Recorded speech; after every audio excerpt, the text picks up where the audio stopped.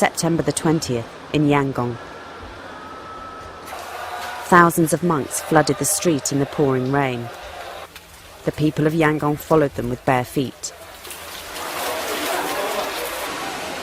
The anti-government protest in Myanmar that's been running for a month was entering a new phase as a large number of monks joined it. It's been a week since the monks joined the protest. The news overnight of the arrest of monks associated with the protest attracted even more crowds.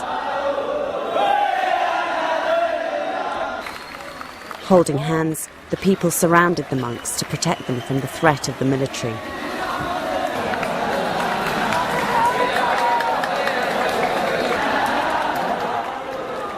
As the street march continued, the number of protesters reached 100,000.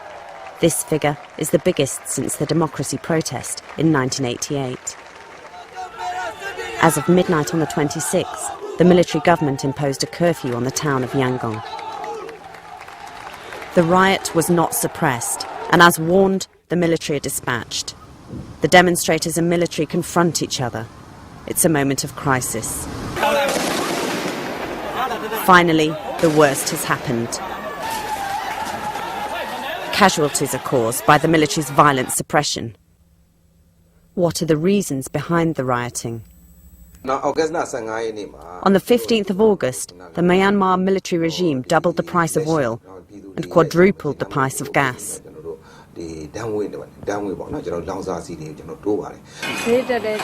Prices have gone up, and it's hard to feed my family. After the increase in fuel prices, people with no livelihoods came onto the streets and demonstrated, despite violent suppression by the military regime. Rioting sparked by one issue is now becoming a burning desire for democracy among the people of Myanmar, after long oppression under the military regime. Yangon, the old capital of Myanmar, the centre of Myanmar's economy and politics. Flamboyant Buddhist temples are the first things you see, as Myanmar's population is mostly Buddhist. In Myanmar, the influence of Buddhism is absolute, to such an extent that even the military regime puts a photo of militant officials worshipping at a Buddhist temple on the front page of the papers to pacify the people. A bus stop in the Yangon countryside. It's crowded with people waiting for buses to go to school and work, but none come for 30 minutes. Finally, a minibus arrives, but it's unable to carry them all. People continue to wait, not knowing if buses will arrive. The reason for all the fuss is because many bus companies reduced their routes after increases in the fuel prices. Some of the long-distance routes have been completely cancelled, and some people had to give up work because of the problems commuting.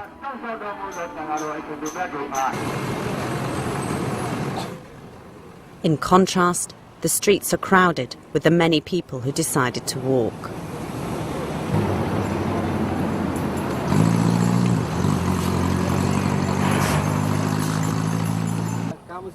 Are there no buses? I decided to walk.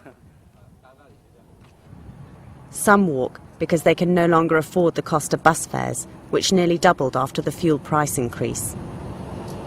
I'm walking because I can't afford the bus fare. Have the bus fares increased a lot? Yes. On the 15th of August, the military regime of Myanmar suddenly increased fuel prices, including diesel, natural gas and other energy-generating resources. In just a single day, fuel prices went up nearly 5 times. In Myanmar, fuel could only be bought from the state-owned gas stations, so it's inevitable that the increase in fuel prices will also create increases in public transport fares. The price of CNG, the main fuel source for the city buses, has increased dramatically by 5 times.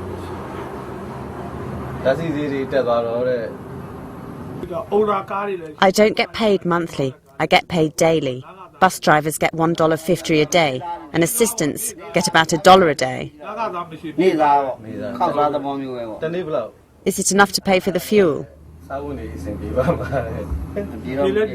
We barely survive.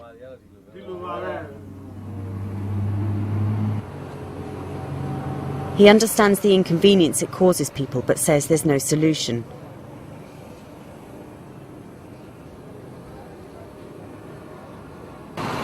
The situation for taxi drivers is the same.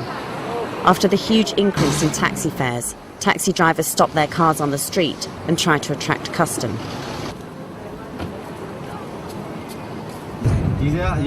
The gasoline price was $1 at first and is now officially $2.30. If you buy it on the street, you have to pay $3.85.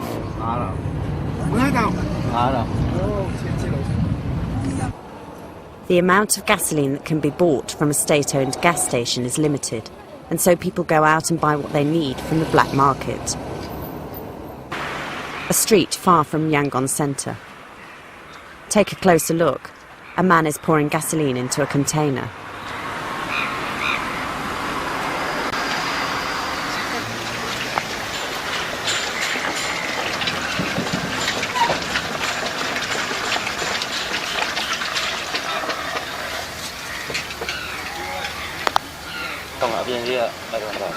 Has the price of gasoline increased a lot? When the government's price of gasoline was $1.16, gasoline was sold here at $2.30.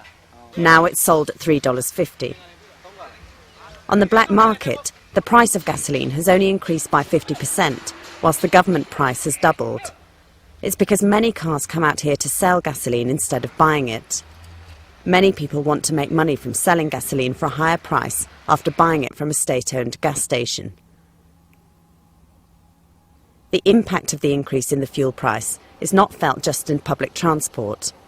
This is a Korean-owned clothing factory located in Burgo, the second largest city in Myanmar.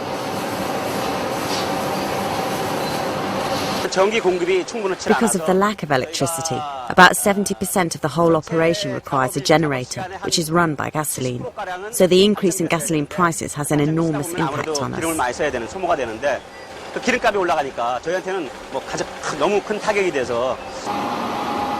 A firewood boiler helps for now, but this is also just a temporary solution.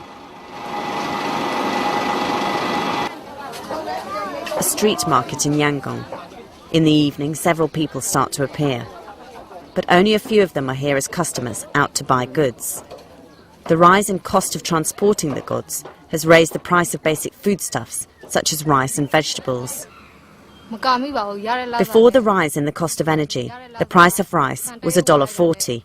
Now it's $2.30. The price of pork was $1.50 per kilo,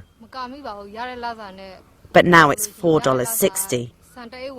The price of chicken has risen from $1 to $4.60. It's horrible.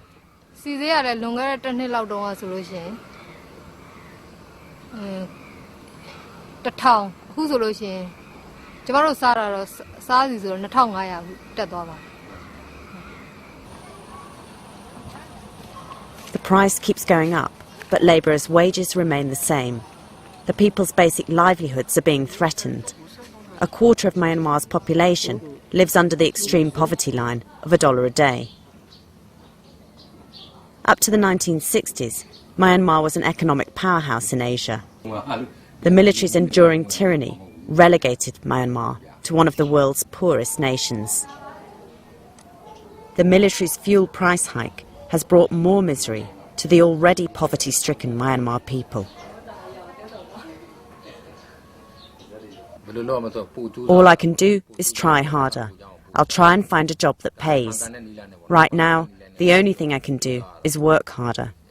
I used to do office work, but these days I do other work late into the night.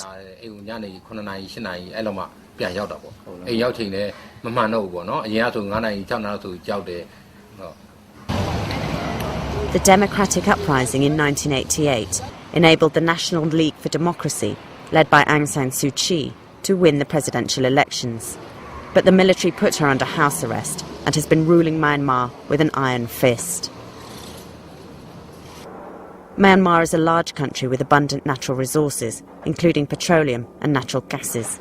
Its particularly abundant natural gas is exported to neighbouring Thailand and China and the profits are the main source of the military's funding. The military has control of the majority of Myanmar's economy. They have control of everything. Natural gas exports last year brought a profit of $12 billion, but it all went to the military regime.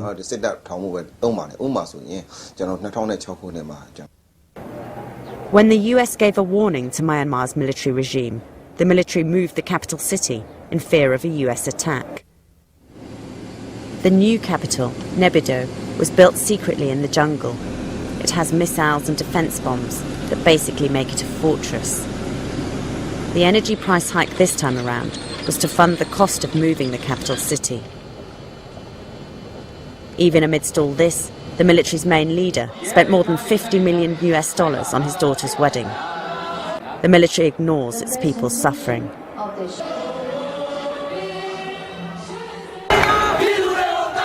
The Myanmar people, who've endured the ongoing tyranny for the last 45 years, have finally called this energy price hike the last straw.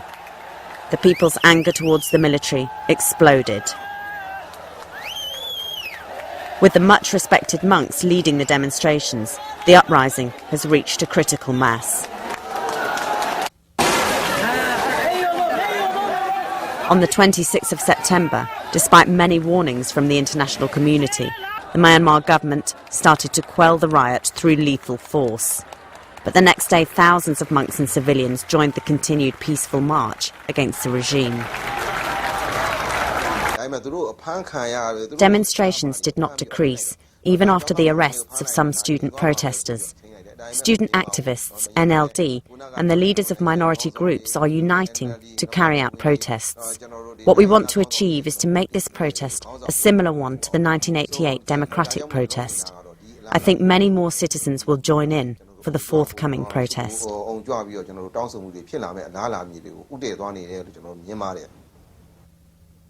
The anti-government protest in Myanmar has already claimed lives. To make sure these sacrifices will not go to waste, the international community should step in to create true democracy in Myanmar.